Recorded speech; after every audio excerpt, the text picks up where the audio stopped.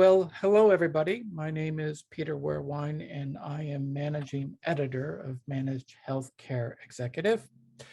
And so it's a good time to check in with Doug Chaet.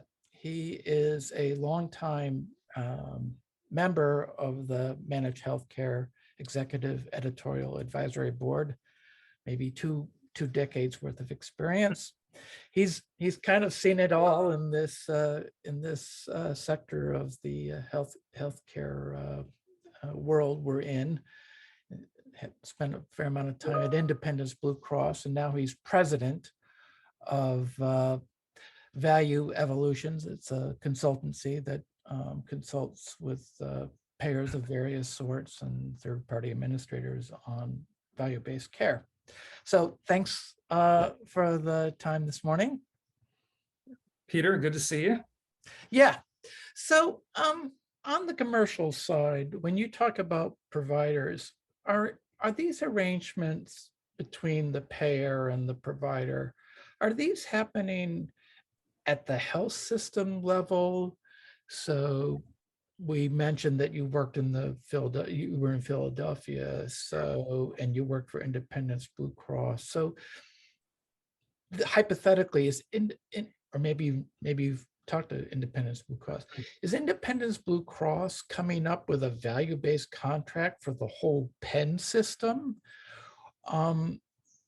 or Jefferson, or or are these arrangements, these contracts, do they happen sort of at a smaller level, at the individual practice level?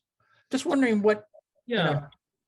Well, I obviously can't speak for Independence Blue Cross, but I think, just to respond to your question in more of a broad way, there is really a variety. There are really a variety of programs out there that hit all of those that you just mentioned. So if you were to examine, what some of the larger commercial payers are doing, whether it's a Blue, whether it's a United or an Aetna, you will definitely find some programs that are targeting, let's say, primary care practices directly. You may find other programs that are targeting specialty practices. You'll find some programs that are really geared towards multi-specialty groups. You'll see other programs like more of a traditional ACO model that tend to look at the entire continuum of care, and they want to pull in the hospitals, and they want to pull in the skilled nursing facilities and home health and even behavioral health and soup to nuts. And I think that's actually a great approach, because one size does not fit all when it comes to value-based design. The other thing too that I'll just mention is that you tend to see a slightly different approach coming from the national payers than what you tend to see from the regional providers, and I think part of that just goes with the notion that when you have big national carriers, I'm sure they don't have the resources to go around and develop a different model in North Carolina from what they've deployed in Minnesota. So it's not surprising to see that they try to standardize things a bit more. But I think that's actually one of the reasons that regional insurers like the Blues actually have a bit of a leg up when it comes to designing these programs, because if you're a regional player in Florida or even in the Southeast, let's say, those market dynamics and historical trends and prevailing reimbursement and overall market maturity when it comes to value-based performance is going to be markedly different than what you're going to find in Arkansas, right? So I think having that flexibility is important. And I'm not trying to stereotype. I mean, it could very well be that say Cigna could have different models in different parts of the country. I'm I'm not personally privy to everybody's design and everybody's model, but you do tend to see a little more market specific design, thrown into those regional plans, because they are really, largely focused on their communities and typically, one or two states. So changing the subject a bit, as you know, some major players in this value-based world have recently left the episodic or bundled payment area of value-based care. And, again, for somebody like me, there was sort of an intuitive appeal to the idea that you would bundle the care for a hip replacement and you'd set a benchmark and you could sort of get your head around it. But this seemed to send a signal that maybe bundle payments, episodic payments are not working out in this realm of value-based care. I'm just wondering how you see things in terms of episodic payments now, given we've seen this a signal that maybe it's hard to make it work. Yeah, I think all of these programs have a lifespan, and you are going to get to a point of diminishing returns. And I agree with you, Peter.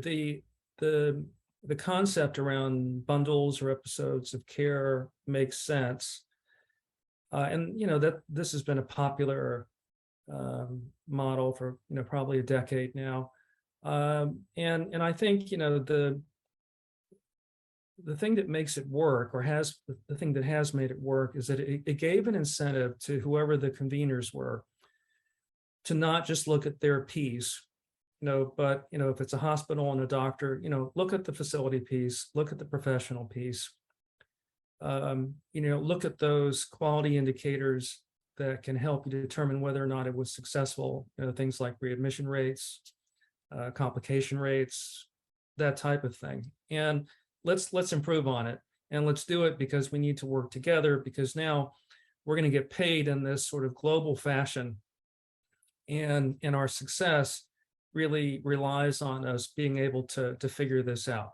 Now, having said that, part of the challenge here is that you can only go so far. I mean, if you look at a hip replacement, it could be that maybe the starting point was $15,000 and you got it down to $10,000 or $6,000, but you're honestly never going to get that down to $1,000, right? So I think what's happened is that in some markets and with some providers, they've kind of gotten everything out of it that they could.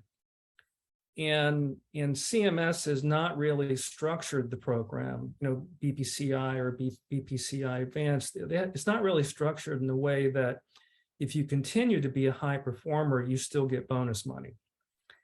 You still have to kind of bridge that gap, right, between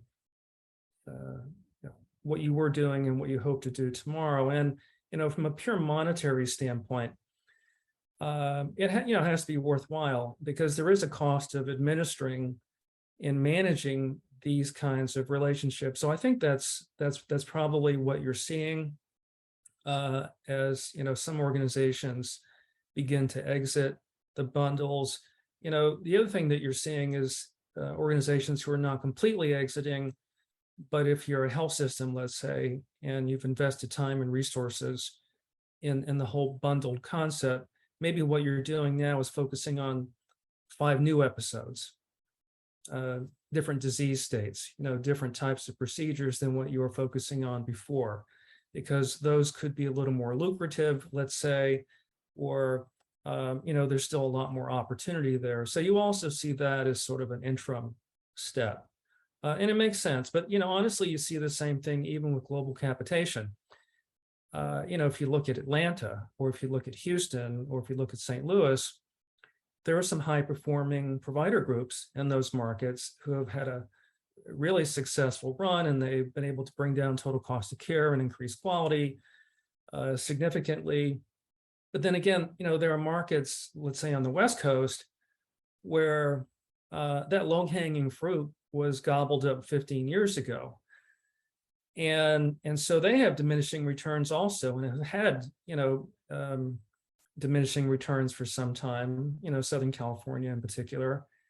And so it's something that's going to happen with really any model that you roll out. So this brings us to an interesting point. So sort of in broad strokes, you squeeze out cost, you sort of get the quality there, so but if you're a winner, if you're successful in these value-based programs, be it episodic or a more capitated model, it seems like there's sort of an end of the road problem. And I don't know what that means in terms of the future of this trend. Are there provider organizations or types of care that sort of are at end of that road, and now it's just a question of pulling the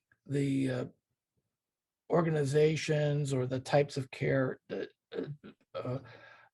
that where there's still some gains to be made? But are we going to be at a situation where there's sort of just a whole area of medicine where, in terms of value-based care, that we've experienced the value gain and there's nothing more to be had? Well, I think that is a really good question, because a couple of years ago, I probably would have tended to agree with you. Is the road going to run out?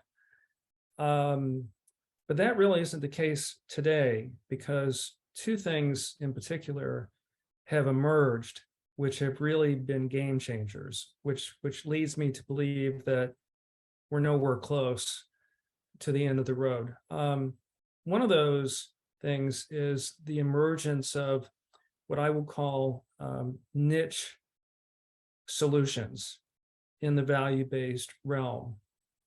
And there's been, as you know, just a tremendous amount of private equity interest in healthcare. And that's just such a hot topic, and has been such a hot topic over the past 2 or 3 years. 3 years ago, the hot topic wasn't necessarily PE; it was disruptors in general, because you had Amazon, and you had Haven, and you had all of these companies who were Walmart. I would put Walmart into that bucket. All these companies who were traditionally not focused on healthcare, at least not specifically focused on healthcare, who were investing a lot of money in this sector. Now they're still doing that. Amazon is a great company to follow with respect to healthcare. They're apparently one of the potential suitors for Signify Health, along with other big players like Aetna, CVS, and Optum. And Signify is obviously a big company in the value-based arena. But where I was going with this is that you also now see solutions, really advanced solutions for pieces of the healthcare continuum that you didn't see before. Broad-based, scalable solutions. I've seen this in orthopedics, for example. There are some really interesting models out there that are designed to significantly improve not only the quality piece, but also just overall total cost of care. I've seen some really interesting models in the cancer care space. I think we're going to continue to see a lot of interesting work in the whole cardiovascular arena, because that's another high ticket item. And I can go on and on. So it used to be you would see an occasional solution if you were unsure. Somebody would come and present to you. But now you're seeing PE-backed organizations who are looking to partner with everybody and anyone who has legitimate interest in what they're doing. So I think that's one big difference. The other big difference and this is really what I thought of when you commented about potentially running out of road. There are some high performing physician-led organizations in particular who had pretty much maximized what they could do in their primary markets.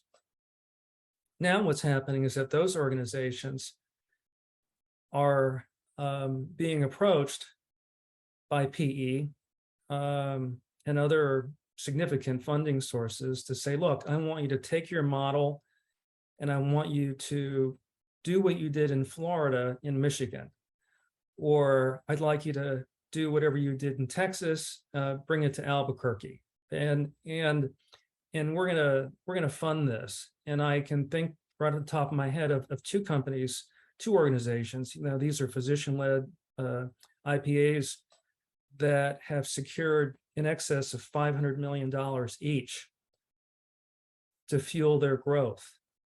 So yeah, they may have gotten to the point or almost gotten to the point of diminishing returns in whatever market they began, but now you have some pretty deep pockets helping them push that into other markets that are largely untapped. So I think it's actually a very exciting time to see, where this goes. The only sort of caveat I'll throw out there as an observer is that, you have to be careful with really all of these companies, because on the one hand, it makes it interesting to watch because healthcare has been, pretty conservative, as an industry. And there have been those who have really done all they could to sort of protect the status quo. But when you look at venture-backed funds, clearly they're getting into this because somebody has suggested to them that there's money to be made in healthcare. And there's nothing wrong with that. Clearly, that's what kind of keeps this system going in some respects. But you also have to ask yourself, what's the long game here? Because if you see these PE-backed solutions, get a foothold, 3 years, 5 years from now, are they still going to be here? Or are they going to follow their game plan and sell to somebody else? And if whoever buys those companies now has those solutions, are they going to use them for good, or are they going to just sit on them? So, that's a big question.